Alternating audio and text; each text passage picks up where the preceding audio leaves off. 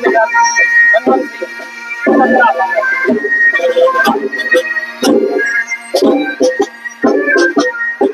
लोग फूल माला डालते हुए जरा फूल हमारे हाथ में भी दीजिए।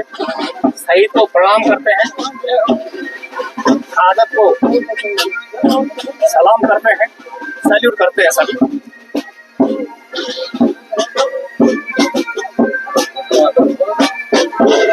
और पद पर रास्ते में भी शहीद के सम्मान जिस रास्ते शहीद को ले जाया जा रहा है, उनके परिजन सड़कों पर फूल बिखेर रहे हैं। तो ऐसा सम्मान किसी किसी को मिलता है।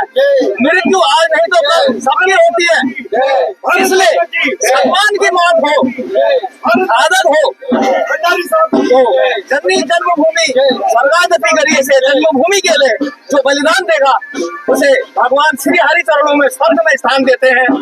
जय हिंद, नमस्कार। मैं के एस परिहार फ्रॉम परिहार विजयपथ।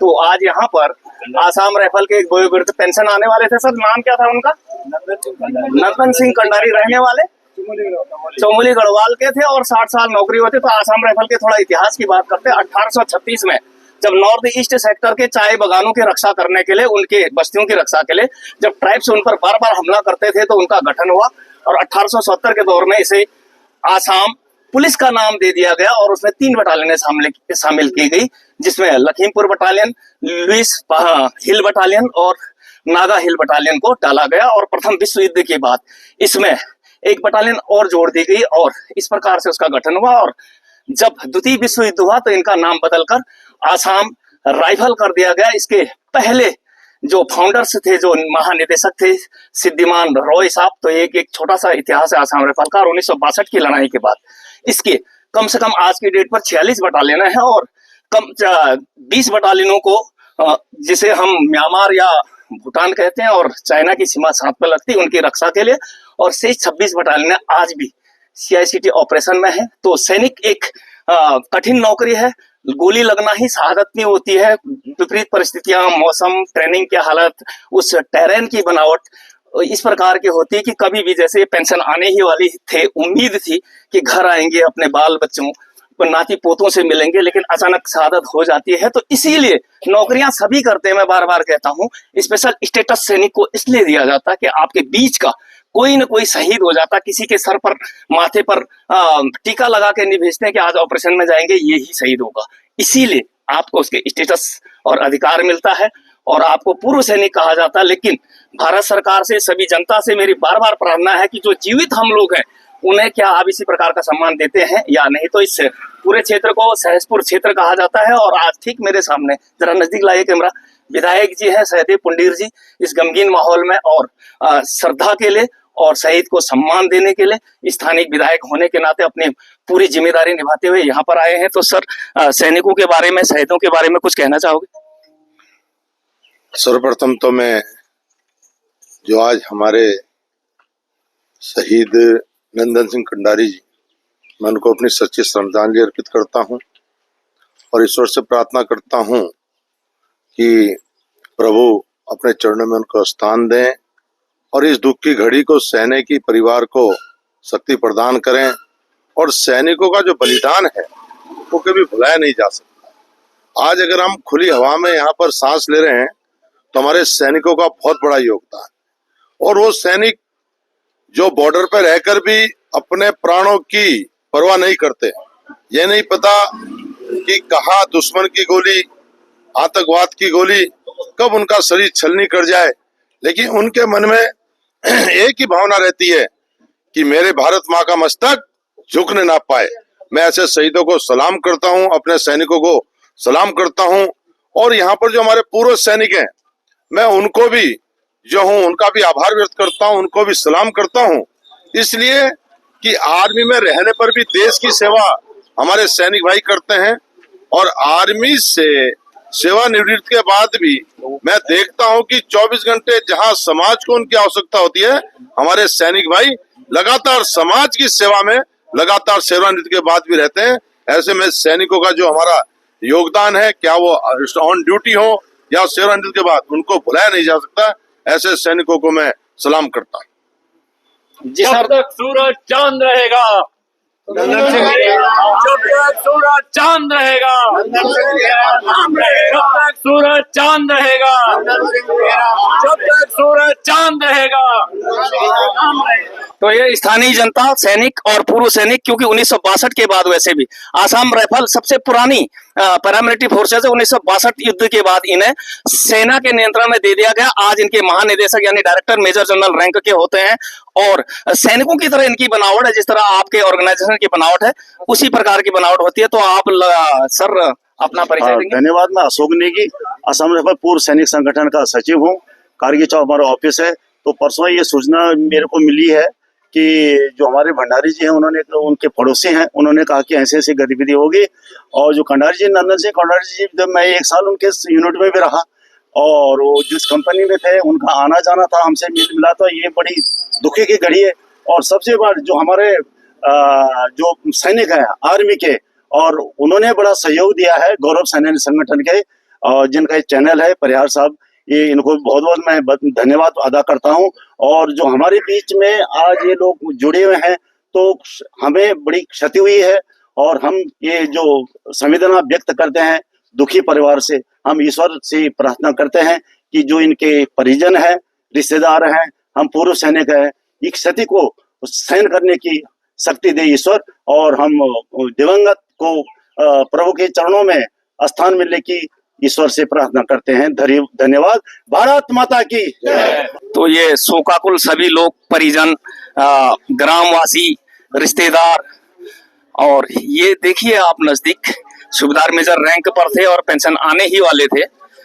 तो सेना में कब क्या हो जाए कह नहीं सकते हैं, लेकिन किसी न किसी की शहादत जरूर होती, चाहे युद्ध, मैं पहले भी कह चुका हूं, महाभारत का युद्ध हो या कोई और, लेकिन एक दिन सभी इस दुनिया से जाते हैं। लेकिन इस प्रकार कोई न कोई हमारे बीच से शहीद होता है, इसीलिए इज्जत मिलती। नहीं तो नौकरियां सभी करते हैं, ये स्पेशल स्टेटस सैनिक इसलिए कहा जाता है कि हमारे बीच से किसी न किसी की शहादत होती है। तो मैं प्रणाम करता हूँ, सैल्यूट करता हूँ ऐसे महावीरों को। यहाँ पर कर्नल साहब भी इस इलाके, कर्नल फरसवान यहाँ पर हैं, तो ईश्वर सिंह फरसवान, और गढ़वाल राइफल से रिटायर हैं। सर, सैनिकों की शहादत क्या केवल बॉर्डर पर गोली लगना ही होता है, या रिस्की कठिन परिस्थितियां, ट्रेनिंग, विपरीत मौसम और अपनी ड्यूटी को निभाते हुए भी इसी प्रकार का सम्मान सभी को मिलता रहे? तो इस संदर्भ में आप कहना चाहोगे सर? हम लोग सारे उत्तराखंड के देवभूमि के लोग हैं। हमारी जो देश के प्रति एक मातृभूमि के लिए जो प्यार है वो एक अलग सी पहचान है। और इसी में जो हमारे सूबेदार मेजर रैंक के आसाम राइफल से जो रिटायर्ड होने वाले थे जनवरी महीने में, उन्होंने अपने शहादत और बलिदान को जिससे सर्वोपरि है। मेरे पिताजी भी 30 आसाम राइफल से रहे हैं और मेरे भाई खुद 24 आसाम राइफल, मेरा जन्म तो खुद आसाम राइफल की भूमि में हुआ है। तो मैं जनरल रखेड़ा साहब और जो डीजी आसाम राइफल है सभी को प्रणाम करता हूँ और शहीद को बड़ा प्रणाम करता हूँ जिन्होंने अपना सर्वस्व बलिदान दिया है। धन्यवाद। तो सर, जैसा कि आपने कहा कि सभी उत्तराखंड की लगभग अगर देखा जाए तो 70% जनरेशन किसी न किसी रूप में सैनिक, अर्धसैनिकों से डिपेंड करती है। अगर वो फौज में नहीं है तो उसका कोई ना कोई रिलेटिव या कोई ना कोई भाई, कोई ना कोई रिश्तेदार फौज में होता है। तो ये एक सैन्य बहुल प्रदेश है। अभी शहीद के भाई हमारे सामने हैं, शहीद के ठीक पार्थिव शरीर के सामने आप देख सकते हैं। तो सर, आपका परिचय, आपके भाई का परिचय और इनकी शहादत के बारे में, और परिवार को शोकाकुल स्थिति से उबारने के लिए, उन्हें ढाढ़स बताने के लिए, तो 2 शब्द आप भी कहिए। धन्यवाद सर आपका। मैं वीरेंद्र सिंह कंडारी, मेरा बड़ा भाई नंदन सिंह कंडारी, जो कि देश की सेवा करते करते शहीद हो गया है, मैं उनको नमन करता हूँ और उनकी आत्मा को शांति प्रदान करे। भगवान से प्रार्थना करता हूँ कि भगवान उन्हें शांति प्रदान करे। सर, पारिवारिक लिहाज से देखा जाए तो बच्चे कितने बड़े होंगे इनके? बच्चे सर उनके 40, बड़ा लड़का 40 साल का है, छोटा 35 साल का। लंबी नौकरी आसाम राइफल की, 60 साल पेंशन आने वाले थे। तो ये सारा परिवार और नजदीक देखिए आप। तो अभी सबरिया से एक सेना का दल भी आएगा और शहीद को श्रद्धांजलि रीत परेड यहाँ पर की जाएगी, जहाँ देश एक तरफ दीपावली मना रहा, घर घरों में खुशियां हैं, तो कभी कभी सैनिकों की ऐसी परिस्थितियां होती हैं, या तो ड्यूटी पर होने के कारण परिवार के बीच दीपावली वैसे भी नहीं मना पाता है, और कभी कभी इस प्रकार की शहादत हो तो कह नहीं सकते हैं, शब्द नहीं हमारे पास किस प्रकार का शोकाकुल और उनके परिवार पर क्या बीती होगी। तो ये सब भावनाएं, संवेदनाएं, सहानुभूति देश के सभी नागरिकों की, प्रशासनिक अधिकारियों की, पुलिस की, उच्च पदों पर बैठे लोगों की, सभी सैनिकों की होनी चाहिए। और केवल सहानुभूति ही नहीं, इस प्रकार का प्यार प्रेम और परिवार को आत्मिक रूप से जुड़ा होना चाहिए उनसे, और किसी भी प्रकार से उनकी कोई भी प्रकार की दिक्कत आती है तो उसकी मदद भी करनी चाहिए। और जिस प्रकार आप देख पा रहे हैं स्थानीय विधायक सहदेव पुंडीर जी, उनके सामने लक्ष्मण साहब श्रद्धांजलि देते हैं। इसी प्रकार अन्य लोग भारत माता की भारत माता की गौरव सेनानी एसोसिएशन उत्तराखंड की तरफ से शहीद एसएम नरेंद्र सिंह कंडारी जी को रीत चढ़ाई गई। और जैसा कि दृश्य आप यहाँ पर देख पा रहे हैं, इसी प्रकार से शहीद को प्रणाम, शहीद की शहादत को प्रणाम। भगवान उनके परिवार को इस दुख को सहने की शक्ति दे और गर्व महसूस करें कि इस शहादत के कारण इस देश के वीर शहीदों के साथ उनका नाम जुड़ गया है। तो इस ऐसे शहीदों को जय हिंद, प्रणाम जितना कहा जाए वो कम है।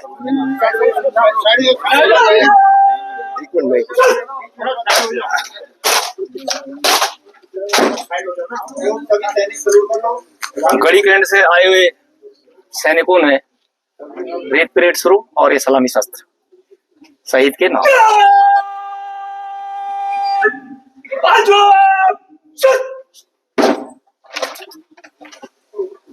सेना का वाहन जिसमें सैनिक आए थे,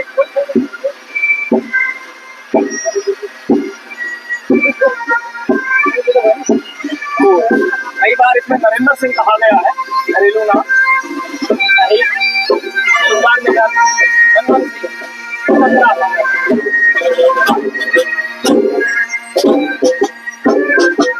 स्थानीय लोग फूलमाला डालते हुए, जरा फूल हमारे हाथ में भी दीजिए। शहीद को प्रणाम करते हैं, शहादत को सलाम करते हैं, सैल्यूट करते हैं सभी।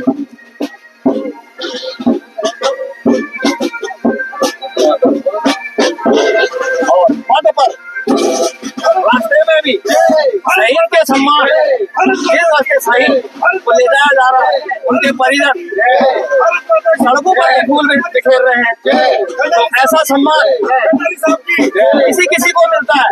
मृत्यु आज नहीं तो कल सबकी होती है, इसलिए सम्मान की मौत हो, आदत हो, तो जननी जन्मभूमि स्वर्गादपि गरीय से जन्मभूमि के लिए जो बलिदान देगा उसे भगवान श्री हरि चरणों में स्वर्ग में स्थान देते हैं। सच भी है, नाम रहेगा, नाम रहेगा, नाम रहेगा। अंतिम यात्रा के लिए, जैसा कि गाड़ी पर भी लिखा हुआ है, अंतिम यात्रा